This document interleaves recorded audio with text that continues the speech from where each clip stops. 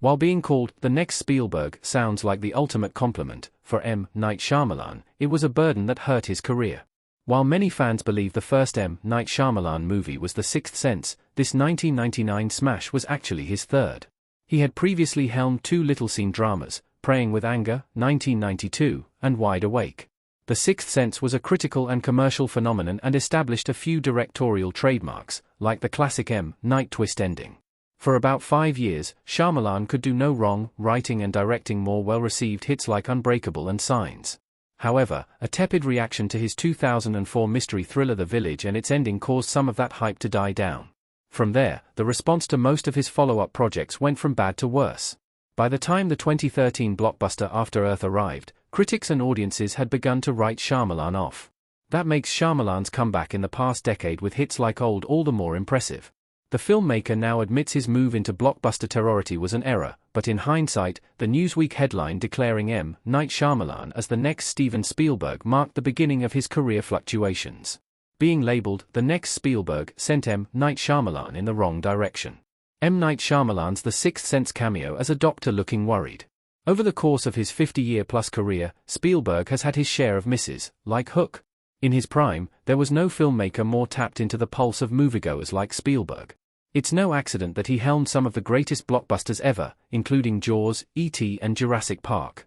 Spielberg's deft touch with emotion, tone and action is nearly unparalleled too. While they overlap in some ways, Spielberg and Shyamalan are very different directors. Shyamalan has never made a populist hit on the level of a Raiders of the Lost Ark, and his tastes lean towards darker, more off-kilter material. That's why, even though it was intended as a compliment, calling Shyamalan the next Spielberg was hugely unfair. This Newsweek headline arrived in time for Signs in 2002, which was being positioned as M. Night's creepy take on Close Encounters of the Third Kind. While critics complained about the ending, and the flawed logic behind the central alien invasion, it was a genuine hit, grossing over $400 million worldwide, via Box Office Mojo. This, in turn, put pressure on Shyamalan to live up to the Spielberg mantle. He steered into the Spielberg comparisons, deciding each movie needed to up the scale and scope. M. Night Shyamalan's blockbuster run hurt his career. Mark Wahlberg talking to a plant in The Happening. The Village was Shyamalan's follow-up to Signs, and while a solid hit, and a film that has its admirers, it lacked the energy and freshness of his previous work. His next project sent him down a decade-long rabbit hole, though Lady in the Water was a key film for Shyamalan in several ways. This bizarre fantasy fable was based on a story M. Night told to his own children, and he famously took it away from Disney, his home base on hits like Signs, as he was heartbroken they didn't fully believe in the concept. Ultimately, the issues Disney had with Lady in the Water were the same criticisms that viewers had. It's got a great cast and is handsomely mounted, but it's also an unfocused slog. It never gels tonally, and Shyamalan casting himself as a genius writer whose work changes the world was, maybe not the best look. Lady in the Water just about clawed its $70 million budget back, and stands at 25% on Rotten Tomatoes. Shyamalan decided to make a gory, crowd-pleasing horror next with The Happening, where Mother Nature herself is the villain.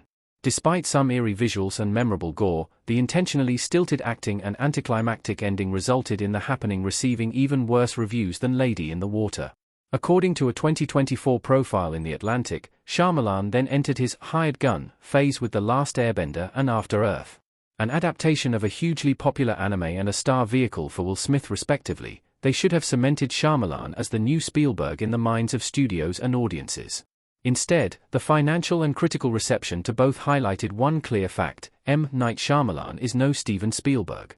The Last Airbender is a strong contender for worst blockbuster of the 2010s, and is marred with bad acting, lackluster direction and action sequences that fail to excite. After Earth has intriguing concepts, but the project was really Will Smith's baby, with Shyamalan being a hired hand. As M. Night later stated to The Atlantic, when it comes to working from other people's ideas, I'm so bad at it, and I felt so empty. M. Night Shyamalan's return to his horror roots restored his reputation. Josh Hartnett standing in a crowd at a concert in Trap Movie. In 2010, the trailer for horror thriller Devil bore Shyamalan's name as producer, with the preview famously receiving laughs when his name came on screen. A solid decade of critical and commercial decline had made Shyamalan's name a punchline, and that next Spielberg tag was proven very wrong. M. Night has since confessed that blockbusters were never a good fit for his style, so following After Earth, Shyamalan went back to his roots. He self-financed 2015's The Visit, a creepy and witty found-footage horror flick. The film was well received by audiences and critics and was a comfortable hit.